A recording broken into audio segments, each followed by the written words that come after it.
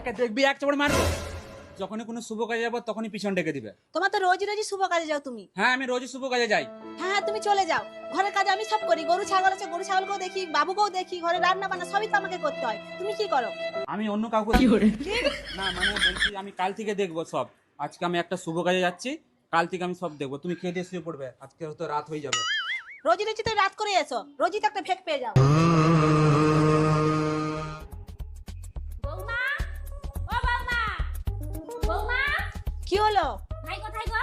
তোমার ভাই তো সে শুভ কাজে গেছে, কাল সকাল থেকে বেরিয়ে গেছে, বললো রাতে ঘর ঢুকবে, রাতে তো এলোনি। সকাল হয়ে গেল, এখনো অবধি ঘরে এসেনি। হারামজাদাটা কি করেছে জানো? আমাদের মান সম্মান সব ডুবি দিয়েছে। ও কোনো শুভ কাজে যায়নি। কি করেছে? কি করেছে এই ভিডিওটা দেখো। বাড়িতে স্ত্রী সন্তান রয়েছে, তবুও সমান্তরালভাবে প্রতিবেশী এক বিধবার সঙ্গে পরকীয়া চালিয়ে যাচ্ছিলেন ঘাটাল থানার যদুপুরের এক যুবক।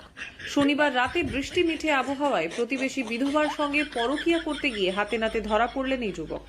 বিধবা এবং ওই যুবককে অসংলগ্ন অবস্থায় দেখতে পেয়ে এলাকার মানুষ ক্ষিপ্ত হয়ে ওঠেন। অভিযোগ, তাদের ধরে একটি তার খুঁটিতে বেঁধে রেখে গণধোলাই দেওয়া হয়।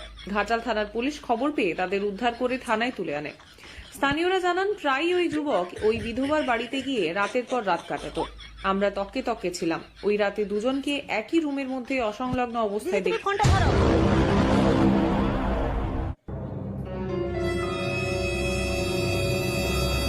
শালা হারামজাদা করে যে কেটে কুচাবো, ঘরটা একবার কে